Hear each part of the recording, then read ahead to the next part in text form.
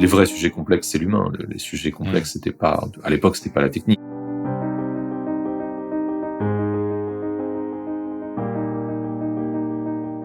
J'ai été dans plein de projets auparavant qui, pour moi, étaient bancals parce que on donnait pas forcément la possibilité aux ingénieurs informatiques, enfin aux développeurs, de donner, en fait, de participer à la conception, de donner, ne serait-ce informer de ce qui allait se passer, comme on pouvait le faire.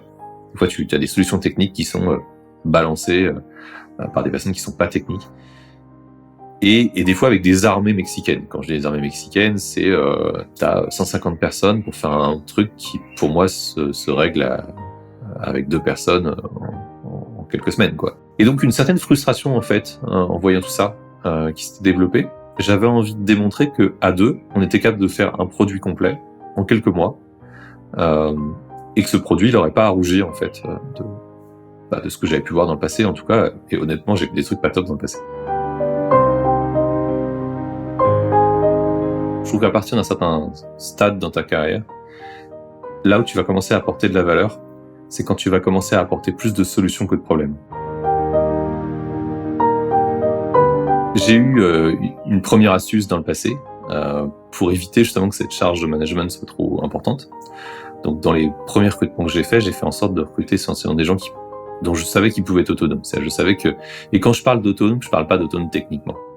Évidemment qu'ils étaient autonomes techniquement, mais c'était aussi des personnes qui comprenaient ce qu'ils faisaient et pourquoi ils le faisaient, et qui étaient capables d'aller plus loin. C'est-à-dire qu'il y a des capables de vraiment de se dire tiens, et si je changeais la solution, et si j'apportais d'autres solutions sur la table, et si ce truc-là, en fait, il était utile, pas utile, etc., etc. Donc en fait, ce sont des gens qui se posent beaucoup de questions et et quand je dis beaucoup de questions, mais qui sont concrets derrière. Parce que je connais des gens qui se posent beaucoup de questions, qui n'arrivent pas à être concrets derrière. Et ça fait que j'ai pas eu à passer de temps en management avec ces personnes-là. Alors, ça dépend de ce qu'on appelle le management. Si il y a un peu une partie coaching quand même qui doit rester. Il y a du coaching, mais ça n'a rien à voir avec le fait d'être derrière les épaules de chacun. Il y a peut-être un petit traumatisme de ton expérience ESN où ils recrutaient que des gens sortis d'école, et donc du coup, en termes d'autonomie, c'était hyper difficile, quoi. Et donc, ça demandait énormément d'encadrement. Donc du coup, tu es à l'inverse du truc, tu recrutes des gens expérimentés. C'est possible, ouais.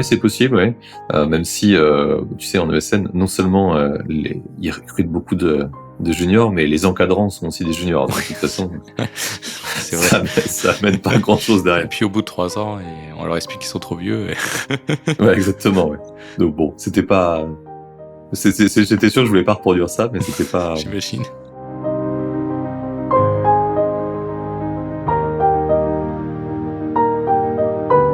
L'impact, pour moi, c'est ça qui en fait, entre guillemets, symbolise les marches un peu que tu gravis dans la boîte, parce qu'en fait, tu es capable de créer de plus en plus de valeur dans l'entreprise. Le mot impact, il est là aussi pour montrer l'influence que tu vas avoir de plus en plus forte, d'abord au sein de ton équipe, puis après au sein de l'équipe produit, puis enfin, peu importe comment ça se traduit d'ailleurs dans la structure dans laquelle tu évolues, mais en fait, tu vas avoir un impact, une influence de plus en plus grande au sein de l'entreprise, et puis potentiellement, tu peux viser un impact au-delà de ton entreprise. T'es pas uniquement capable d'apporter des solutions technologiques, ou plutôt, t'es pas capable uniquement de réaliser des solutions technologiques qui ont été définies en amont. T'es capable de comprendre les sujets sur lesquels il faut travailler. T'es capable d'y apporter des solutions. T'es capable de définir ce qui pourrait changer radicalement la donne, en fait. Et c'est ça, avoir de l'impact. À partir du moment où tu arrives à prendre du recul et à te dire, en fait, toutes mes compétences techniques, c'est une boîte à outils. C'est pas une finalité, c'est une boîte à outils. Et cette boîte à outils-là, elle va me servir pour le dessin de mon entreprise ou de mon industrie. À ce moment-là, tu raisonnes différemment. Et c'est vrai que beaucoup de personnes que je rencontre vont plutôt être dans la dimension purement technologique. Ça, j'ai la maîtrise de ma boîte à outils, il faut que je l'aie, ce qui est nécessaire, on est tous d'accord là-dessus. Mais cette maîtrise, si à la fin elle se résume à ça, ben en fait on rate une partie de la valeur qu'on peut apporter. Et quand je dis une partie, c'est une grosse partie. Alors je me rappelle plus de la définition exacte, mais il y avait c'était Arnaud Lemaire qui avait publié un article de blog sur les différents types de dettes et de complexité en fait dans un logiciel. Tu avais celle qui était entre guillemets incidentelles et accidentelles, et je me rappelle plus exactement ce qui... Mais en fait, t'as plusieurs types de sujets. En fait, t'as effectivement, je dirais, typiquement une obsolescence qui arrive sur tes logiciels parce que tes librairies sont plus à jour, etc., etc. Ça, c'est un sujet à traiter d'une part. T'as aussi des choix technologiques que t'as fait à un instant T qui se sont pas révélés payants. C'est plus des paris. T'as des sujets qui ont évolué dans le temps en termes de, je dirais, de cas d'usage et qui n'étaient pas du tout ceux qui avaient été prévus à l'origine, etc., etc. Donc t'as pas mal de sujets assez différents dans la dette qui est technique, fonctionnelle, etc., etc. Dans les paris, il y a, je dirais, une partie de ta dette. Moi, j'aime beaucoup le terme de dette parce qu'en fait, le terme de dette, il représente vraiment quelque chose de concret.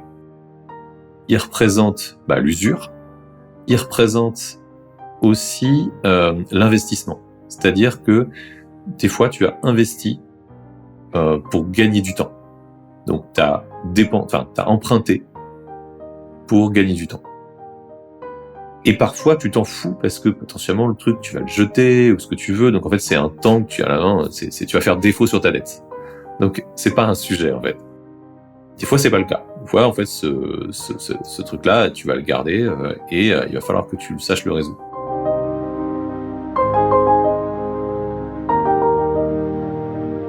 Hugo, salut. Je suis super content de t'avoir dans le podcast On part en prod. Je suis un petit peu intimidé quelque part parce que Malte, c'est une très belle marque.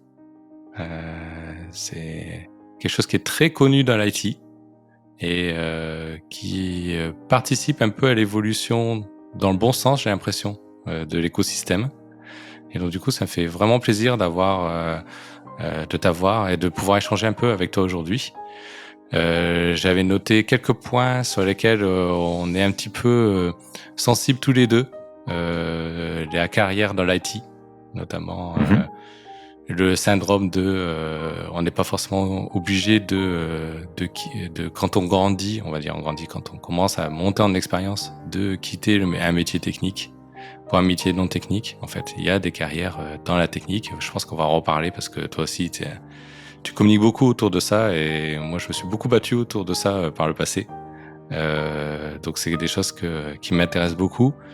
Moi, il y a aussi pas mal de choses pas mal de questions que j'aimerais bien te poser sur des choses que vous faites chez Malte qui sont assez modernes et notamment autour de la gestion des talents, le recrutement des talents, faire progresser les gens, et tout ce genre de choses qui pareil, c'est un sujet, je suis assez sensible, je me pose beaucoup de questions et je vais en profiter forcément pour essayer de te soudoyer des informations et des conseils autour de ça. Mais avant qu'on parle de tout ça, ce que j'aimerais, c'est que tu te présentes, s'il te plaît.